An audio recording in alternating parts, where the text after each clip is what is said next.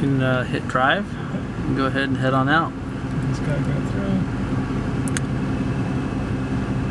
The car interior, in case you haven't noticed, is hand stitched. Oh, wow. It takes them about 70 hours to assemble the entire interior and put it into the vehicle. Okay. The leather comes from a ranch, the Bridge of Weir in northern Scotland, where they don't have a big mosquito problem or insect problem. They don't have the cows fenced in, so they don't ever get scarred or have blemishes on their skin. Okay.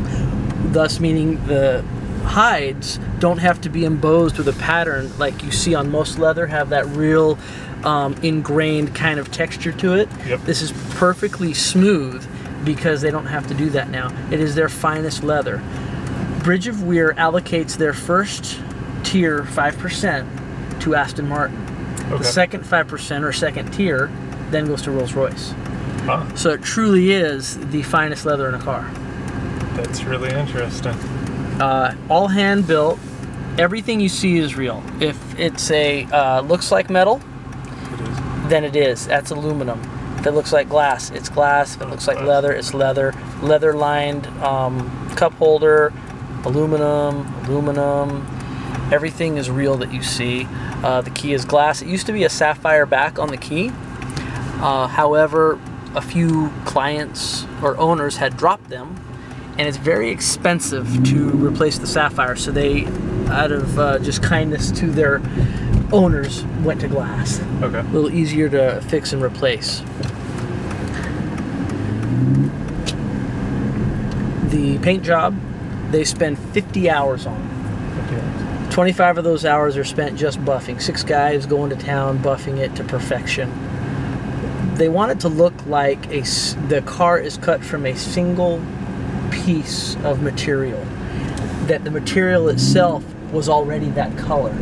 Not that it's separate materials that have been painted and assembled together, which is why the hood, if you look at it, slopes all the way down to the end of the grill and wraps in front of the grill, instead of having a nose piece that it meets, so that everything is just one continuous piece as much as possible.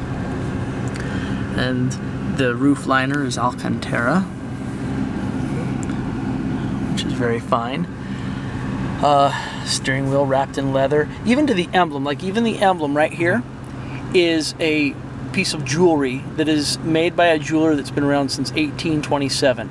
It's pewter with an enamel finish on it, and every emblem is made the same. So this small one on the steering wheel, to the big one on the hood, to the one on the tailgate, are all enamel covered pewter. Okay.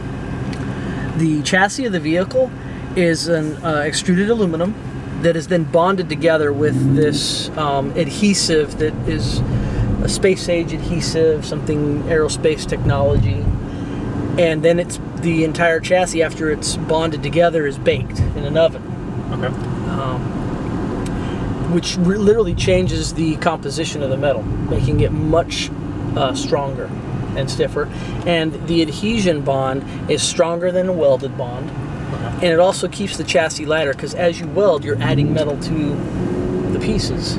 So it keeps the weight down as well. And it allows them to use this single platform, which they call the VH body in white, vertical horizontal body in white. It allows them to use that same chassis for all their models, because they just adhere the additional pieces depending on the model they're building at the time. That's a good idea. So that's why this car went from what is it? Not prototype, but I'm at a loss for words. At a car show, they usually show the concept. It went from concept to fruition and production in a very short amount of time. I believe it was close to 18 months. Yeah, I remember hearing about it and then seeing one. Yeah, because they just could do it that fast due to their VH platform. Now, they retooled a shop in Austria to build it, but they are retooling a place in England to bring it back over home to England. Okay. Check out what's behind us. Oh, look at that. An SLS is behind us. That's cool. Do you know the SLS is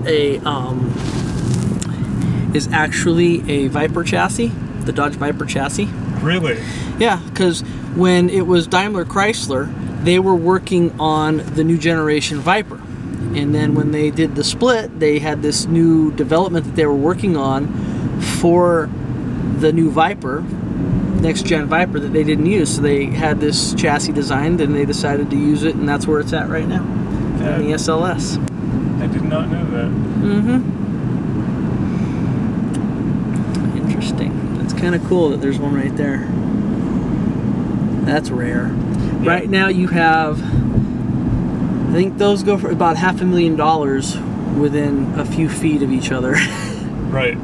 Encompassing the same amount of road. I was actually on my way over today to see one at a dealership. Yeah, there he is. I got a good shot of him in the mirror.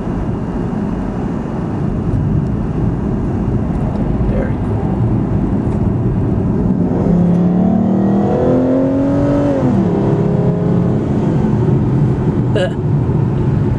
470 horsepower, 443 pounds of foot torque.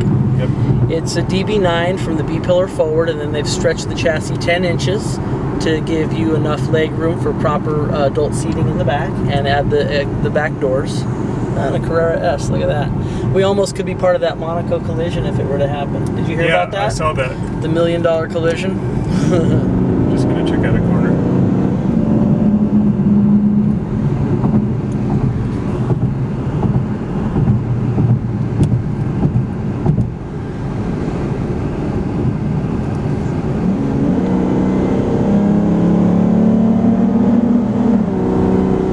Did you hear it echoing in the walls in there? See, it's hard to hear the car because the windows or the glass is all double pane. Oh, okay. I was wondering, it's exceptionally quiet. Yeah, it's double pane glass. I'll show you when we open it. And because the glass hides the B-pillar and it marries itself in such a tight form, yep, when you open the door handles, the glasses have to roll down a little bit and separate for you to open the door. Okay, I noticed that. Additionally to that, though, as you drive, the faster you go, the tighter the windows will cinch up to eliminate even more wind noise. If you're like it, because if you could hit 100 miles an hour, you're going to start getting, you know, air gaps, and so the windows cinch up tighter. Okay.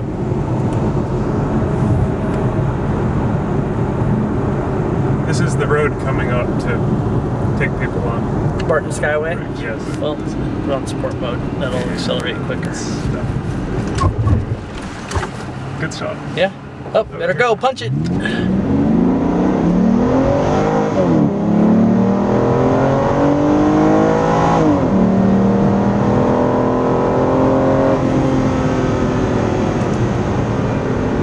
There you go. 0 to 60 in less than 5 seconds. Excellent. Right when you need it. Yep.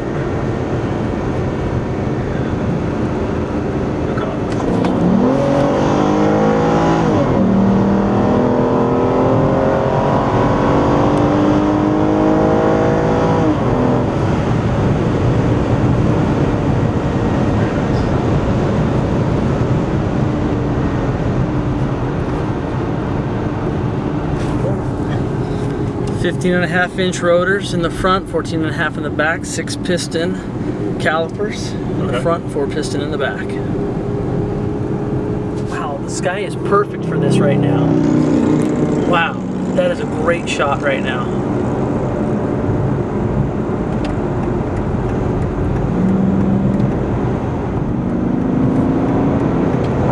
Steering in this is so tight. Yeah, the DB9 has a 17:1 ratio for the steering. Yep. They tightened it up to a 15:1 ratio on the Rapide. So it's 3 turns lock to lock. So it's 1.5 turns and you're from center and you're locked all the way, either left or right. Okay. Tell me about the Nürburgring. The Nürburgring? Well, 24 Hours of Nürburgring, when they first built this car last year, and it was the 24 Hour of Le Mans at the Nürburgring, they entered a stock Rapide into it in its class. Okay. All they did was, you know, they fit an FIA roll cage in it, and a little bit bigger fuel tank, so they wouldn't have to stop so much. And they drove it from factory to the Nürburgring, entered it in the race, ran the race, won first place in their class, and then drove it back to the factory. How far is that? I don't know the exact amount because it's all like kilometers and stuff, but I'm going to say it was another good day's drive. Wow. So that was just to show that they built a car to last. Right. It ran 24 hours hard. I mean, racing. They raced the car out of the factory door for 25 or 24 straight hours, and they drove it there to do that, and then just turned around and drove it. They drove it there to do that. Oh my. The CEO drove it there, and who's Ulrich Bez, and Merrick Reichman. He's the designer, lead designer. They drove it there, and then it went into the race, and then I don't think they drove it back. I think some other of the engineers and people drove it back. Okay. And other mechanics or staff.